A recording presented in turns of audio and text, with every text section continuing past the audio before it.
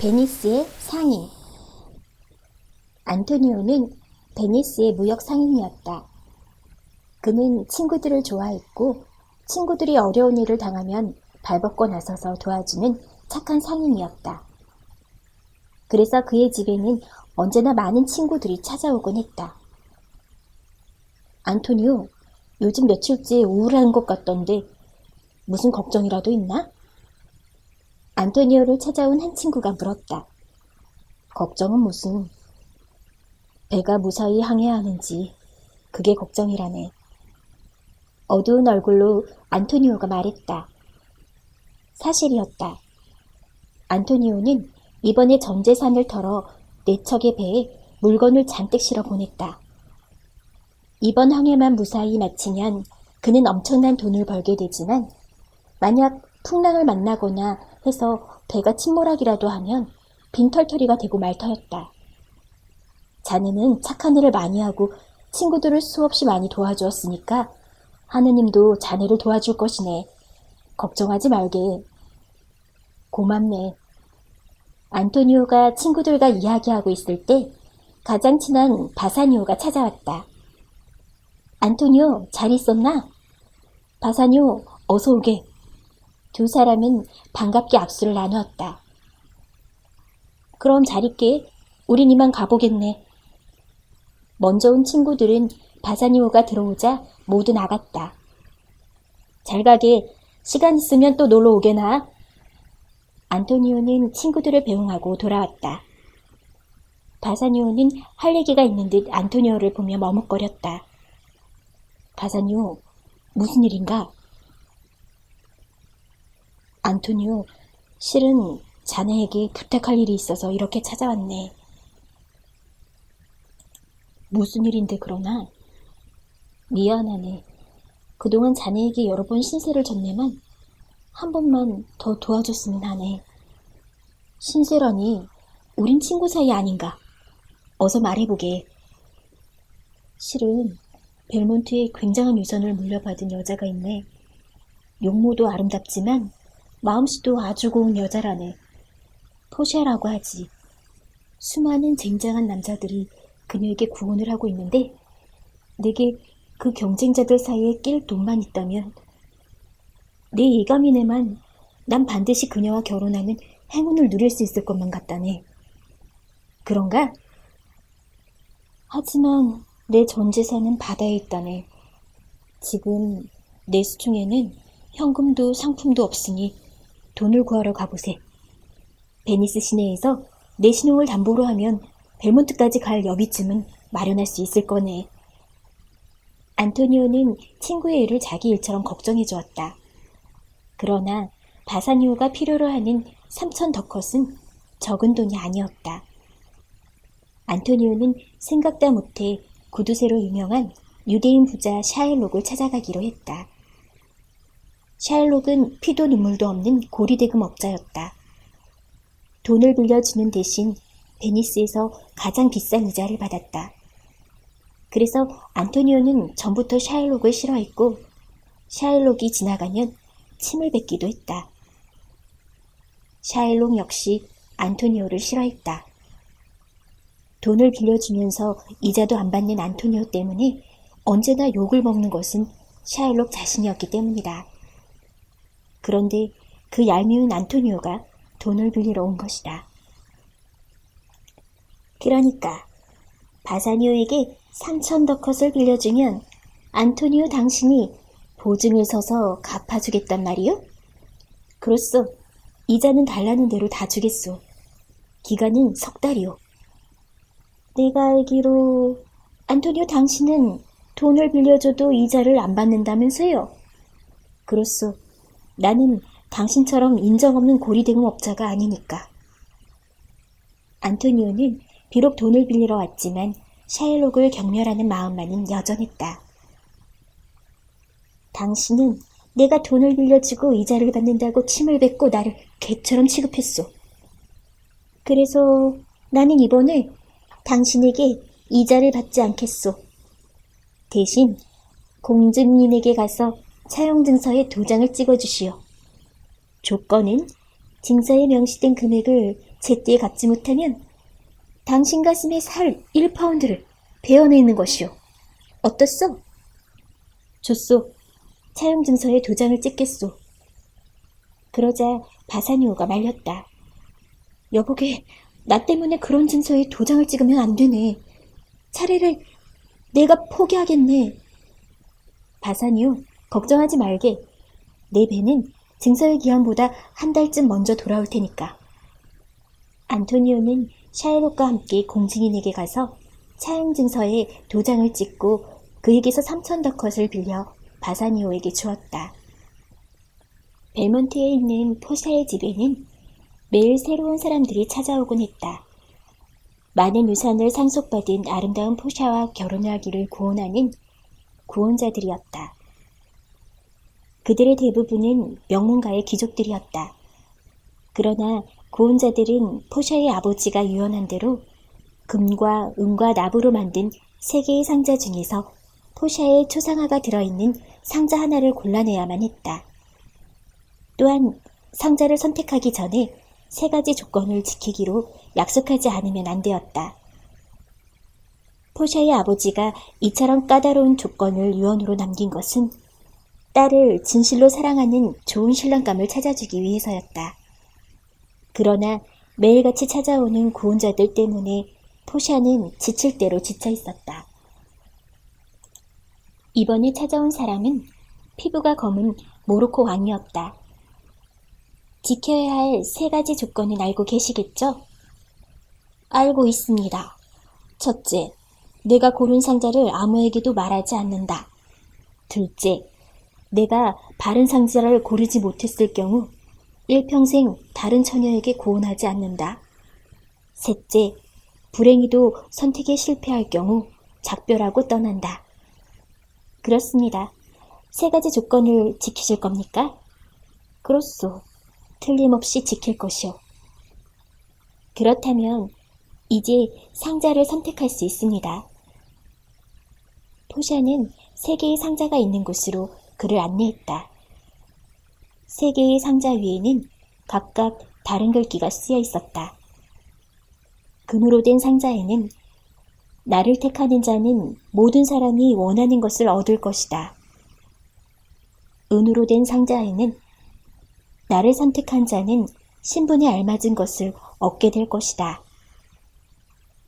나무로 된 상자에는 나를 선택한 자는 모든 것을 내놓고 운명을 걸게 되리라 라는 글이 쓰여 있었다. 이 3개의 상자 중 제 초상화가 들어있는 상자를 고르시면 저와 결혼할 수 있습니다. 좋소. 내 운명을 시험해 보겠소. 모로코 왕은 3개의 상자에 쓰여 있는 글귀를 여러 번 읽어보더니 금으로 된 상자를 선택했다. 열쇠는 여기 있습니다. 포샤는 열쇠를 내주었다. 왕이 상자를 열자 해골과 함께 다음과 같은 글귀가 적힌 쪽지가 나왔다. 빛나는 것이라고 다 금은 아니다. 그대는 이 말을 종종 들었으리라. 나의 겉모습에 홀려서 목숨을 판 사람도 많도다. 황금 무덤에는 구더기가 들끓는 법.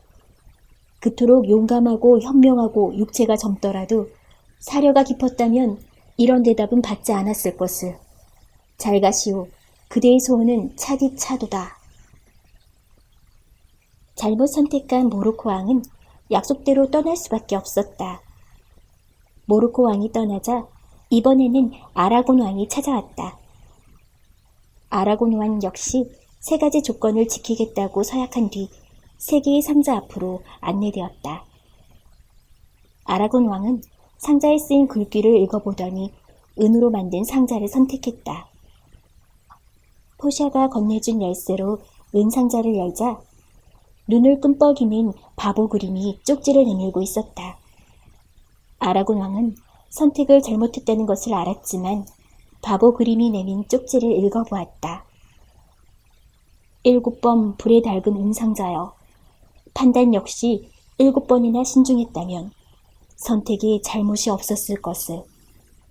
세상의 그림자에 입맞추고 그림자 같은 행복만 얻는 자 있어라.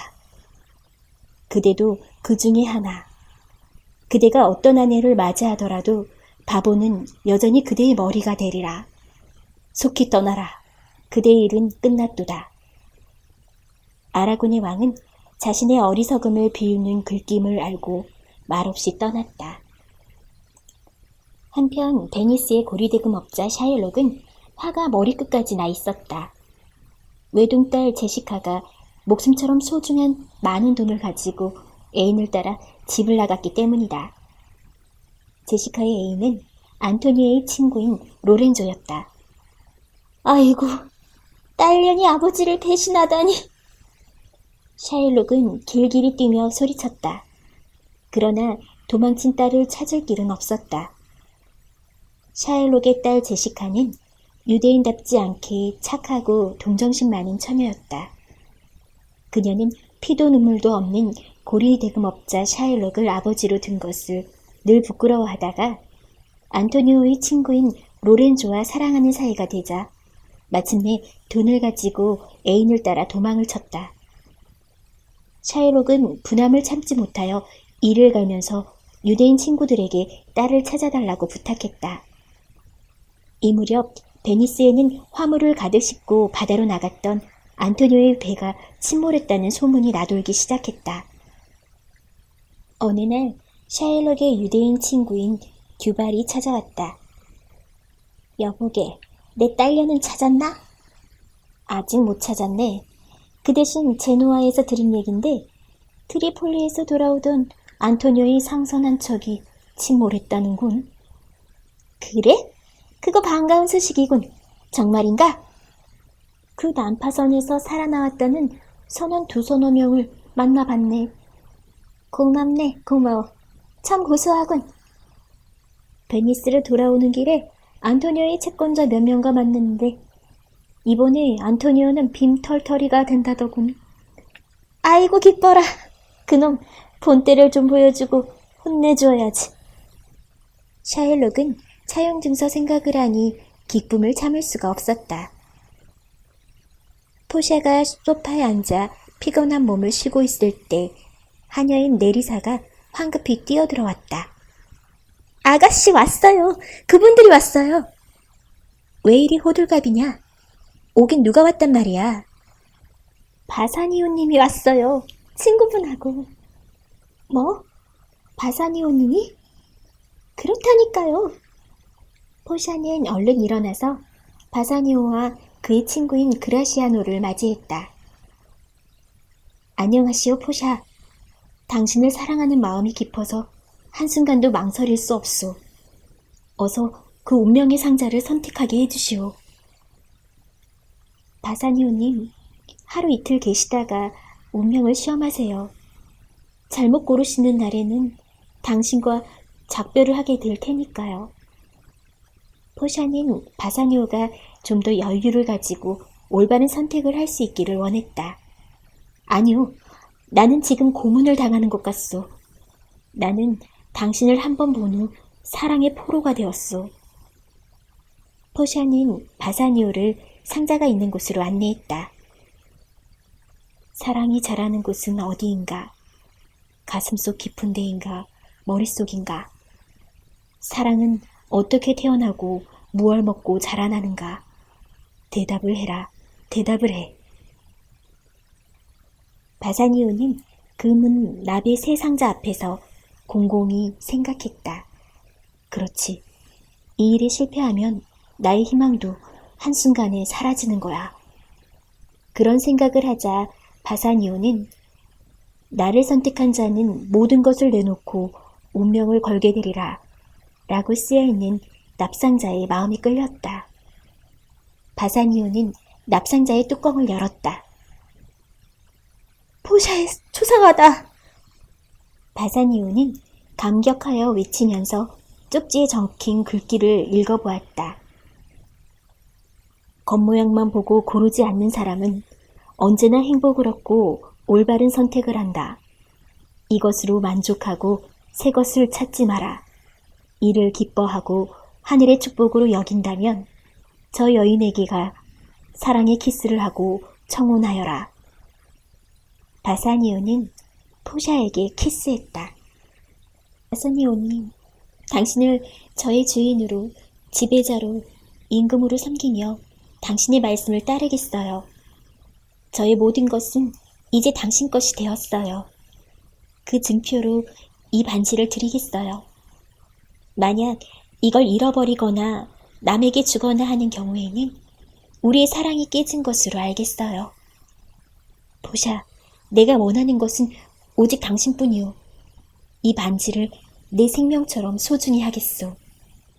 두 사람이 행복에 겨워 있을 때 네리사와 그라시아노가 다가와서 두 사람을 축하했다. 그리고 그라시아노는 네리사의 손을 꼭 잡으면서 말했다.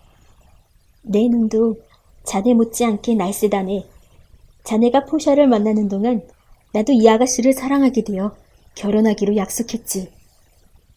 정말이냐, 네리사? 포샤가 놀라서 물었다. 아가씨가 허락만 해주신다면요. 네리사가 대답했다.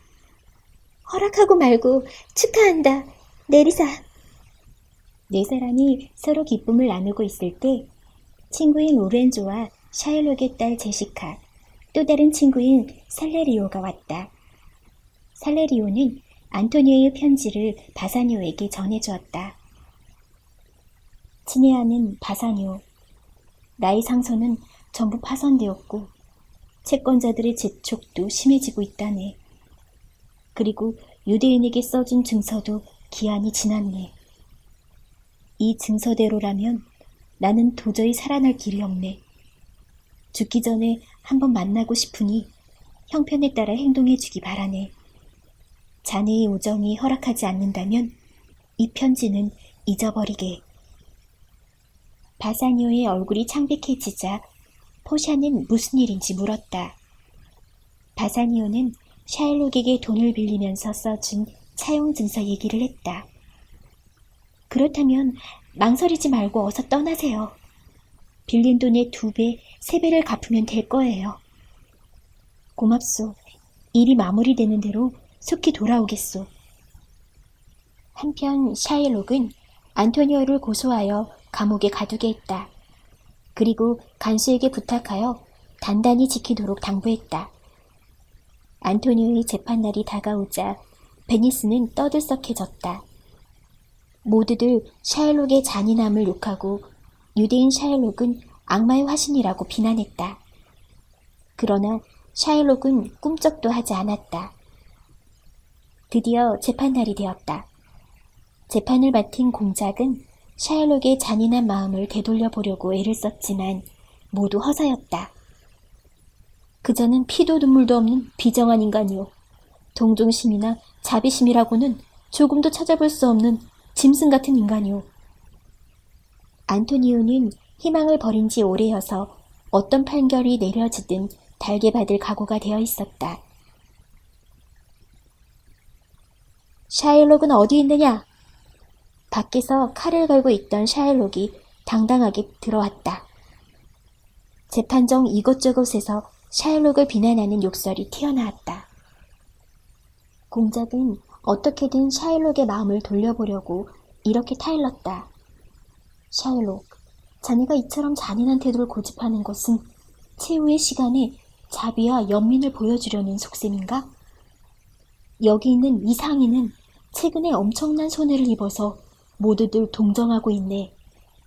우리가 모두 자네의 친절을 기다리고 있다는 걸 아닌가?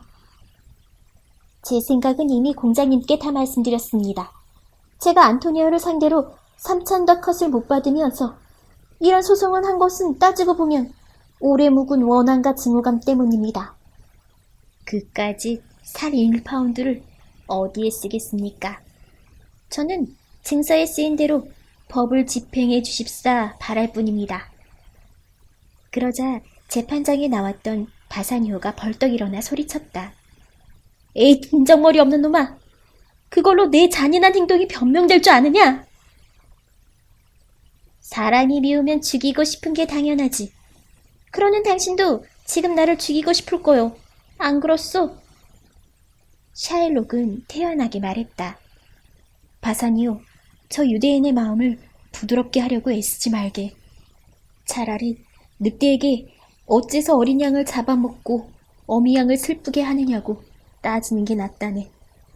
바사니오는 돈보따리를 내밀며 말했다. 자, 너의 3,000더컷 대신에 6,000더컷을 주겠다. 6,000더컷의 6배라고 해도 나는 받지 않겠소. 나는 증서대로만 하겠소. 샤일록은 더욱 당당하게 말했다. 공작은 더 이상 시간을 끌어도 소용없다는 것을 알고 재판을 시작하기로 했다. 그럼 재판을 시작하겠습니다. 그러면 먼저 이 재판의 판결을 맡은 벨라리오 박사를 모시겠습니다. 공작의 말이 끝나자 젊은 서기가 법정으로 들어왔다. 그대는 파두아의 벨라리오 박사가 보내서 왔는가? 예, 벨라리오 박사님께서는 직접 오시지 못하고 안부 편지를 전하라고 하셨습니다. 공작이 벨라리오 박사의 편지를 읽는 동안 법정에 들어온 사람들이 다투어 샤일록을 욕하고 나무랐다. 그러나 샤일록은 말없이 칼만 갈고 있었다. 읽고 편지를 다 읽은 공작이 말했다. 조용히 하시오.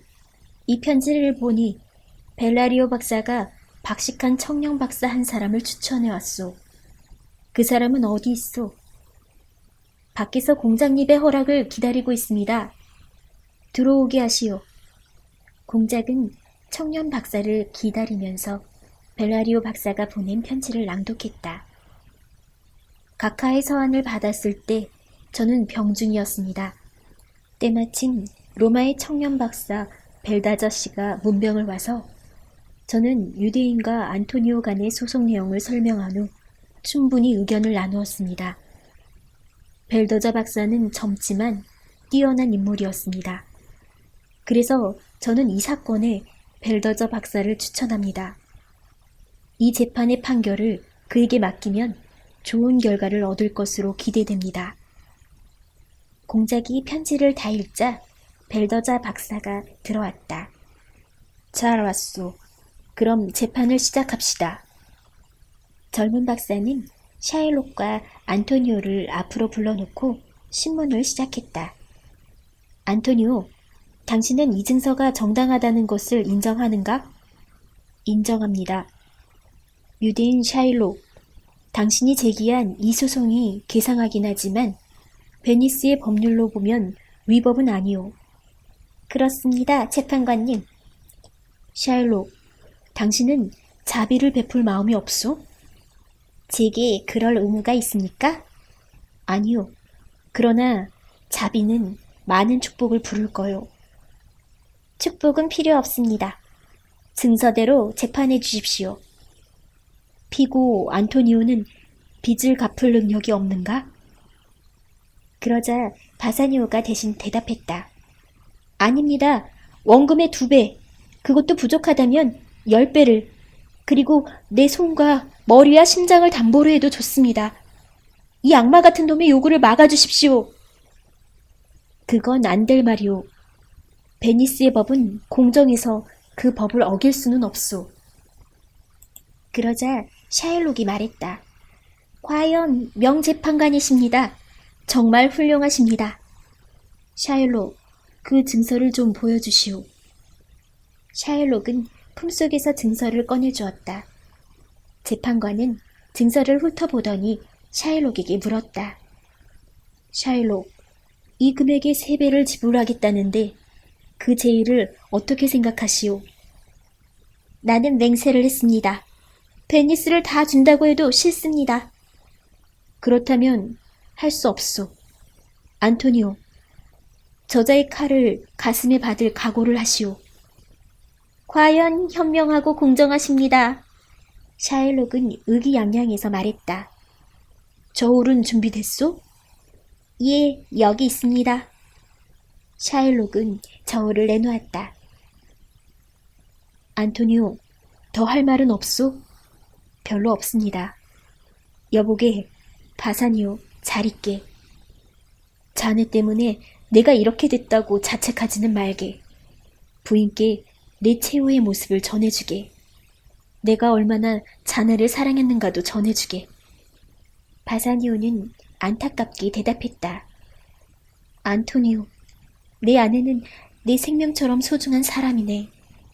그러나 그 아내도 내 생명도, 아니 이 세계조차도 자네의 생명보다는 소중하지 않네. 나는 세상의 모든 것을 잃어도 자네의 생명만은 구하고 싶다네.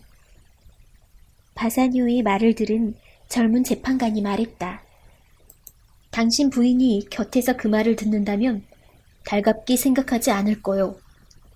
그러자 샤일록이 조급하게 말했다. 이건 괜한 시간 낭비입니다. 얼른 판결이나 내려주십시오. 좋소. 안토니오의 살 1파운드는 샤일록의 것이오. 이는 국법이 인정하고 이 법정이 내리는 판결이오. 과연 공평한 판결입니다. 각오해라, 안토니오. 샤일록은 칼을 들고 안토니오에게 다가갔다. 잠깐. 이 증서에는 한 방울의 피도 당신에게 준다고 하지 않았소. 분명 살 1파운드뿐이오. 만약 피 한 방울이라도 흘리면 당신의 토지와 재산은 베니스의 국법에 의하여 몰수될 것이오. 법정이 술렁거렸다. 그것이 법률입니까? 샤일록이 놀라서 물었다. 그렇소.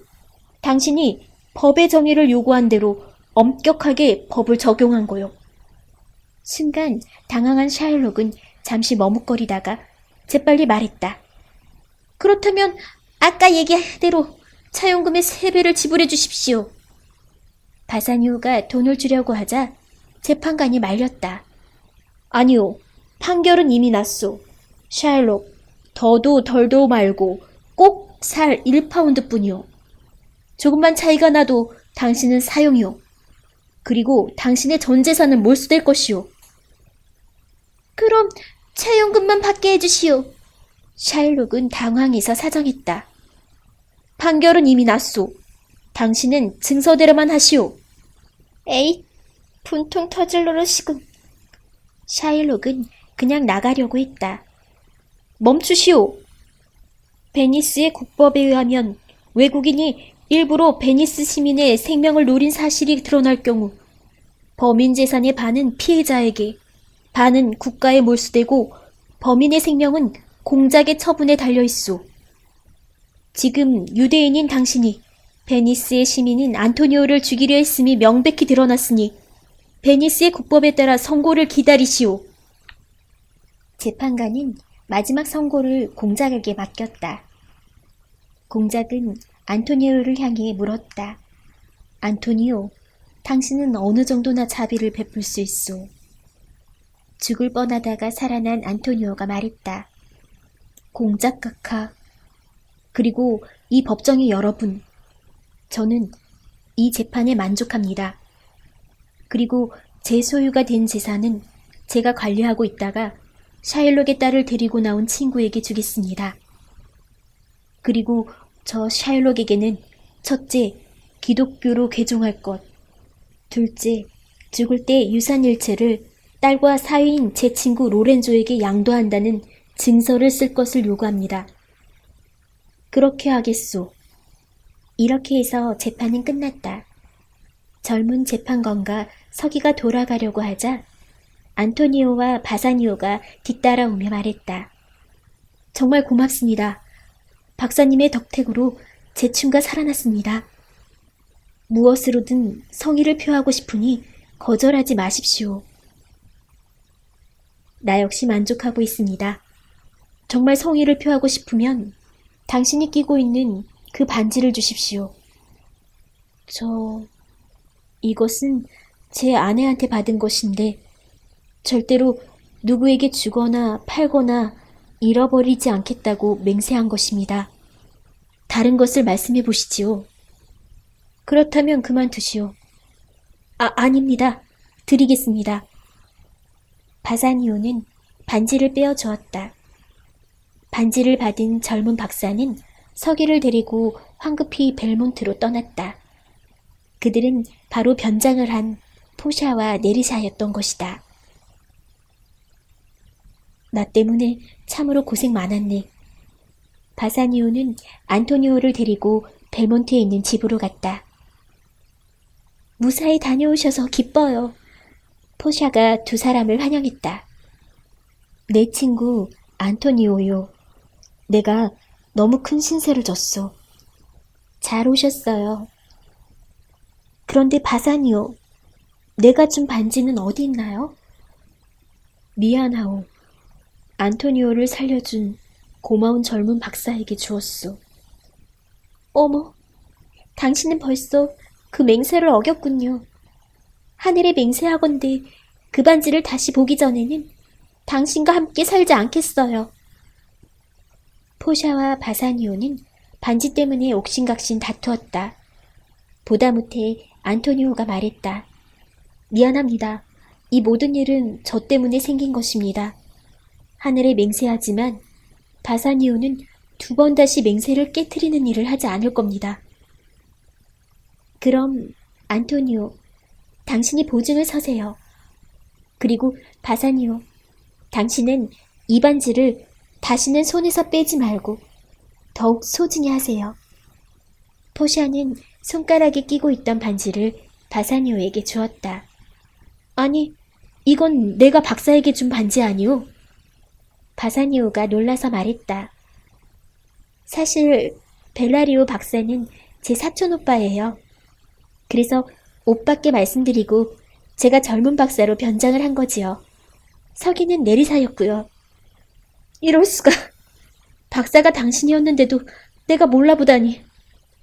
그때 안토니오의 하인이 숨가쁘게 뛰어와서 한 통의 편지를 전해주었다. 편지를 읽은 안토니오가 기뻐하며 말했다. 포샤, 당신 덕분에 나는 생명과 재산을 다시 찾았습니다. 이 편지를 보니 내 배들이 무사히 항구로 돌아온 것 같습니다. 그날 밤 그들은 즐거운 마음으로 신나는 축제를 벌였다. 모든 일이 다 잘 끝났기 때문이다.